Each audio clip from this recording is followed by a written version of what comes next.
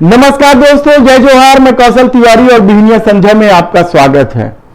देश के सबसे ताकतवर नेताओं में से एक गृह मंत्री अमित शाह छत्तीसगढ़ इस महीने दूसरी बार पहुंचे। इस बार भी उन्होंने दर्जन भर पार्टी के नेताओं से ही मुलाकात की और बाकी किसी से नहीं मिला। छत्तीसगढ़ में भारतीय जनता पार्टी की स्थिति बेहद खराब है, कहा जाए तो गलत नहीं होगा, क्योंकि कांग्रेस ने इस बार दावा किया है 75 प्लस का। यह 75 प्लस मिलेगा या नहीं, यह कहना अभी से जल्दबाजी होगी, लेकिन 90 सीटों में यदि कांग्रेस 75 सीट जीतने का दावा कर रही है तो यह भारतीय जनता पार्टी के लिए चिंता का सबक हो सकता है। उसके पास मुश्किल से दर्जन भर विधायक है, उसमें से कितने विधायकों को टिकट मिलेगी, कितने विधायक जीत पाएंगे, कहना बेहद कठिन है, क्योंकि छत्तीसगढ़ में जो माहौल कांग्रेस ने बनाया है उसके सामने बीजेपी लगातार पिछड़ती जा रही है। ऐसे में केंद्रीय नेतृत्व भारतीय जनता पार्टी का चिंता स्वाभाविक है और इसलिए शायद अमित शाह दौड़ दौड़ के छत्तीसगढ़ आ रहे हैं और दूसरे केंद्रीय नेता भी आ रहे हैं। देश के प्रधानमंत्री नरेंद्र मोदी का भी 7 जुलाई को यहां सभा हो चुका है।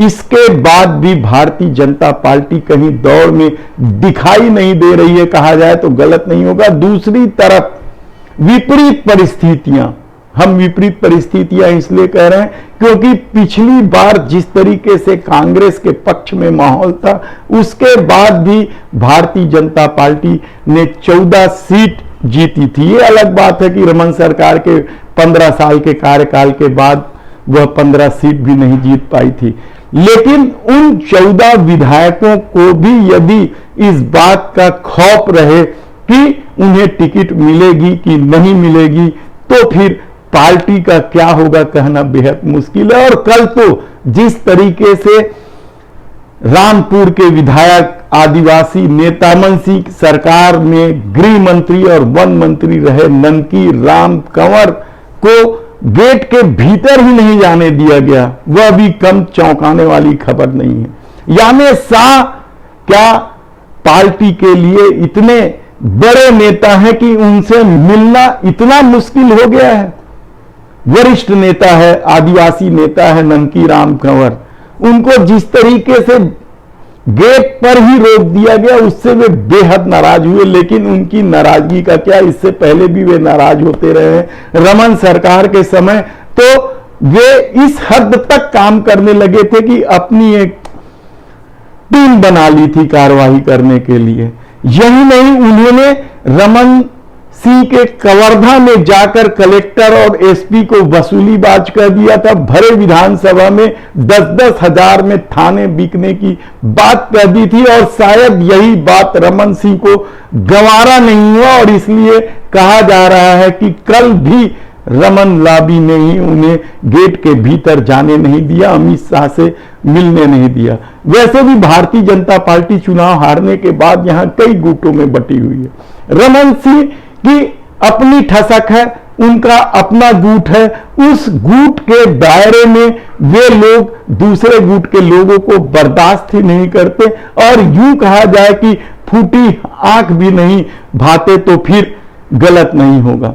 दूसरा जो महत्वपूर्ण गुट है वो वर्तमान पदाधिकारियों का है, जिस अरुण साव का नाम लिया जाता है, जो प्रदेश अध्यक्ष हैं, वो अपनी टीम तैयार कर रहे हैं और स्वाभाविक रूप से जो भी प्रदेश अध्यक्ष बनता है वो अपनी टीम तैयार करता है और उनकी भी रमन लाबी से नहीं बन रही है। और इसका सबसे बड़ा उदाहरण तो यह है कि देश के प्रधानमंत्री नरेंद्र मोदी जब रायपुर के साइंस कॉलेज में सभा लेने आए, सारा ताम झाम बताया जाता है। एक पूर्व मंत्री राजेश मूणत कर रहे थे, लेकिन मंच पर उसको जगह नहीं मिली, जिससे वे बेहद खपा है। तीसरा गुट जो महत्वपूर्ण है, दमदार है, रायपुर शहर के विधायक बृजमोहन अग्रवाल। इनकी दमदारी के अपने किस्से हैं और वे लगातार चुनाव जीतते आ रहे हैं।